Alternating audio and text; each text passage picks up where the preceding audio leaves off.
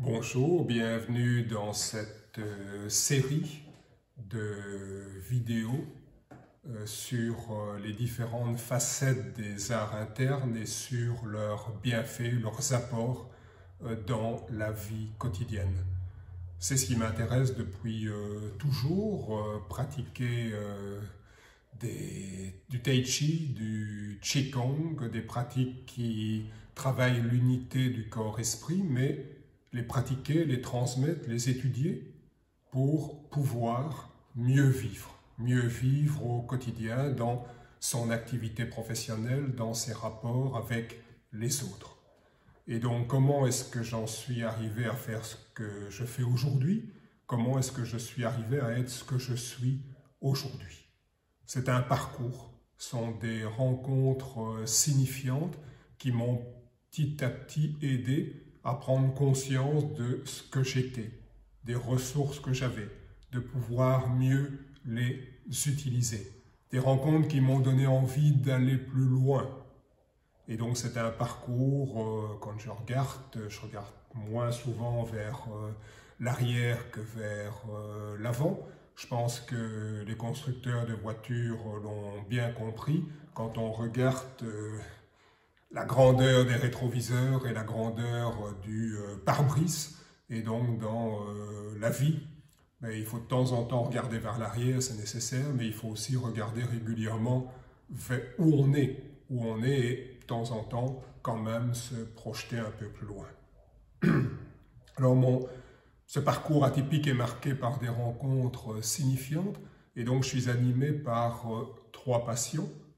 La pratique, vivre les choses de l'intérieur, prendre de la distance, voir ce que les autres en ont dit, les anciens, les contemporains, la recherche, donc pas simplement ce qu'on trouve dans une littérature facile, petit à petit aller chercher des choses plus consistantes, même si elles sont difficiles d'accès, avec un peu de persévérance, elles vont nous révéler des perles assez incroyables.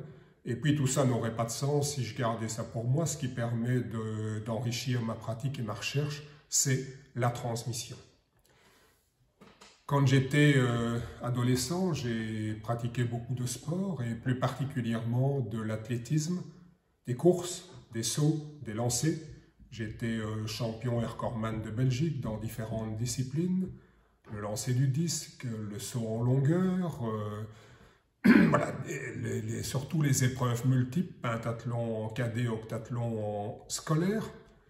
Et dès l'âge de 15 ans, je sentais ce besoin de m'exprimer dans le corps, dans le geste, dans la recherche d'aller, oui, il faut le dire, plus loin, plus haut, plus vite.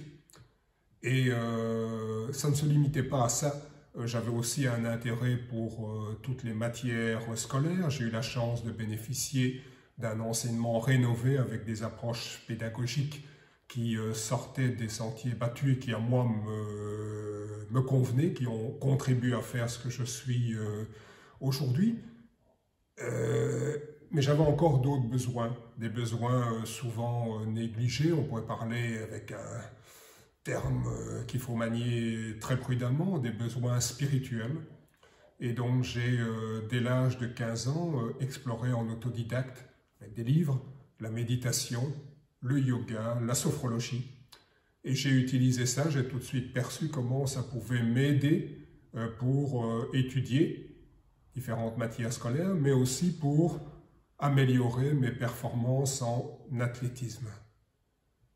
Et puis j'ai rencontré le Tai Chi Chuan, j'avais déjà pris une distance avec le culte de la performance, que ce soit au niveau intellectuel ou au niveau physique. Je faisais les choses parce que j'aimais les faire. Et donc les performances exagérées, cet épuisement, je l'avais déjà un peu perçu et pris une certaine distance dès l'âge de 20 ans. Et à ce moment-là, j'ai rencontré le Tai Chi Chuan par hasard. Certains disent dans la vie, il n'y a pas de hasard, il n'y a que des rendez-vous. C'était pour moi un des grands rendez-vous. Et tout de suite, j'ai perçu qu'à travers cette pratique, je pourrais réunir différents attraits. le travail physique avec un travail d'intériorisation, une quête à un niveau plus intérieur, plus spirituel. Et donc j'ai commencé à pratiquer dans ma ville natale, puis à Bruxelles, puis dans des pays avoisinants. Et à la fin des années 80, j'ai fait le grand saut pour aller en Chine. Le premier voyage, ça a été assez difficile. Le deuxième, des portes se sont ouvertes. Et donc j'ai réalisé au cours des années 90 une quinzaine de séjours d'études en Chine. Et là, ça m'a permis d'étudier différents arts internes. Je suis diplômé de l'Université des sports de Pékin, donc un cursus académique, d'approfondir les 5 styles majeurs de Tai Chi Chuan. Ça m'a permis de découvrir des styles encore aujourd'hui qu'on connaît très peu et qui nous emmènent beaucoup plus loin que le style Yang le plus populaire ou le style Shen que je pratique aussi le plus spectaculaire.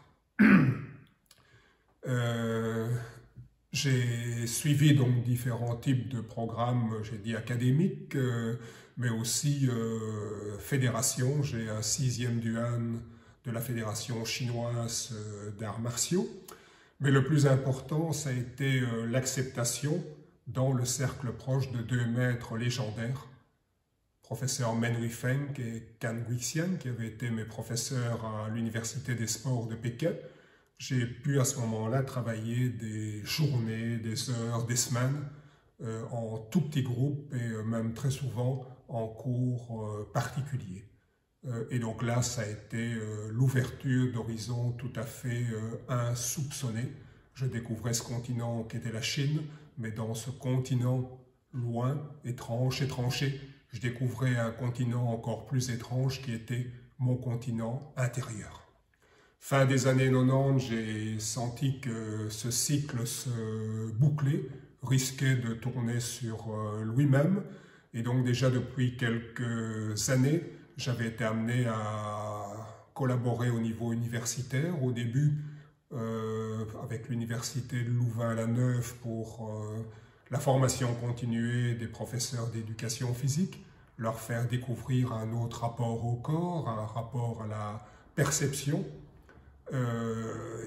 notre rapport à l'environnement, peut-être un autre type d'approche pédagogique. Et donc j'ai fait ça pendant 8 à 10 ans chaque année. J'ai également commencé à suivre des mémoires, ce n'était pas encore des masters, mais l'équivalent de master, des mémoires en kinésithérapie sur les différents effets du Tai Chi Chuan. Puis une collaboration avec l'Université de Bruxelles en études des religions pour tout ce qui concernait l'orientalisme. Puis après un passage à la Sorbonne de plusieurs années dans un laboratoire de sociologie avec Michel Maffesoli, où on travaillait beaucoup sur les imaginaires, l'imaginaire du corps, l'imaginaire de la santé. C'est là que l'idée de faire une thèse est venue. Et puis finalement, ça s'est fait dans une discipline qui me convenait encore mieux, plus large, qui est l'anthropologie. Et donc j'ai fait ça à Nice avec Nancy Midol. Et donc là, j'ai pu avoir un suivi tout à fait exceptionnel dans des conditions incroyables. Nancy Midol travaillait sur les trans et nous étions chez elle dans des états élargis de conscience pour travailler sur les aspects de construction de ma thèse avec énormément de liberté, mais une liberté guidée. Elle m'a vraiment amené à découvrir des choses qui étaient là en moi, dans une approche très transversale, très transdisciplinaire qui me convient. Et donc, elle a bien fait de ne pas me laisser travailler directement sur le Tai Chi. J'ai travaillé sur un aspect encore beaucoup plus fondamental, qui est le passage à l'agir créatif, dans un état où on va vraiment se transcender pour aller chercher des ressources insoupçonnées, ce qui m'a permis après de mieux revenir sur des recherches autour du Tai Chi. Et mon champ de recherche aujourd'hui concerne les pratiques de conscience du corps et l'anthropologie de la santé. J'ai eu la chance aussi de travailler avec une université proche de mon endroit de résidence, à Mons, avec Numédiar, où un doctorant a travaillé plusieurs années sur l'étude du geste expert et il a utilisé des nouvelles technologies capteur de mouvement 3D, pour créer un algorithme pour mieux comprendre la progression des pratiquants de Tai Chi dans leur mouvement de base. C'était là aussi quelque chose de tout à fait, voilà, tout à fait enrichissant, tout à fait régénérant. Et donc ça, c'est la partie, quelques points de la recherche, il y en a pas mal d'autres. Et donc parallèlement à cette pratique de différents arts internes, de recherche dans des contextes fort variés, depuis plusieurs décennies, je transmets aussi dans des temporalités différentes, dans des lieux différents, pour des personnes qui ont des aspirations diverses, dans des cours, dans des stages, dans des formations. Depuis quelques décennies, ce qui m'intéresse beaucoup, c'est former des enseignants, donc c'était des modules d'approfondissement qui sont devenus des masterclass, et puis aussi chaque fois donc aborder de nouveaux terrains pour me remettre en question, pour reformuler tout à fait autrement ce que je vis depuis un certain temps, et tout un travail en entreprise, particulièrement en ergonomie, où pendant plusieurs décennies, j'ai eu la chance d'accompagner un équipementier automobile connu pour créer une nouvelle approche des gestes et postures au travail, donc une nouvelle approche de l'ergonomie fondée sur les principes du Tai Chi Chuan. J'ai également travaillé avec des managers. Si on prend le plus grand classique chinois, le livre de la voie et de la vertu, c'est pas comment diriger ses managers ou à l'origine le prince, ses sujets, c'est comment se manager soi-même d'abord, comment redevenir souverain de son propre royaume, donc on pourrait dire le management de soi. Au fil du temps, donc même si j'emploie le mot formation, c'est trop formaté pour moi, au fil du temps, je suis devenu passeur. C'est considérer que chacun a un trésor en lui-même. Ce qu'on peut lui apporter, c'est des moyens pour lever les barrières, pour prendre conscience, pour lui donner accès au trésor qu'il a en lui, au trésor qu'il est.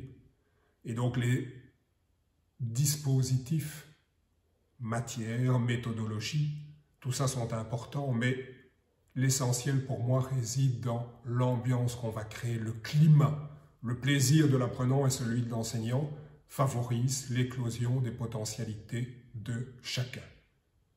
Je conçois donc finalement cette combinaison de pratiques de recherche et de transmission comme une aventure exploratoire vers soi-même, vers ce qui nous environne. Intégrer le monde en intégrant le monde. Chaque fois, c'est quelque chose de nouveau. Reprendre des recettes qui ont marché, c'est le meilleur moyen de se planter. Travailler avec des principes et pas avec des recherches, être ouvert, suivre la propension des choses. Retrouver son humanité, davantage de sérénité, une meilleure harmonie avec les autres, avec son environnement. Voilà, le cœur de mon projet. Le fil conducteur, qu'est-ce qui m'a amené encore à aller plus à l'origine? Je dirais ce sont certains types d'expériences que je vis spontanément depuis mon enfance, dans les bois, dans les livres, au cinéma, dans différents contextes, une expérience où le temps est suspendu, une expérience où on est pleinement dans ce qu'on fait, une expérience où on est régénéré par ce qu'on fait. Tout coule. On appelle ça les expériences de flow, les flow experiences, les expériences optimales. Et donc c'est vraiment ça qui a été le cœur, le fil rouge, et tout ce que je pratique à côté, c'est peut-être pour mieux comprendre comment aménager le contexte pour pouvoir les vivre, parce qu'une fois qu'on les a vécus, on a envie de les revivre, pour pouvoir les vivre et pour pouvoir amener d'autres à les vivre ou les revivre. Je vous remercie pour votre attention et à très bientôt.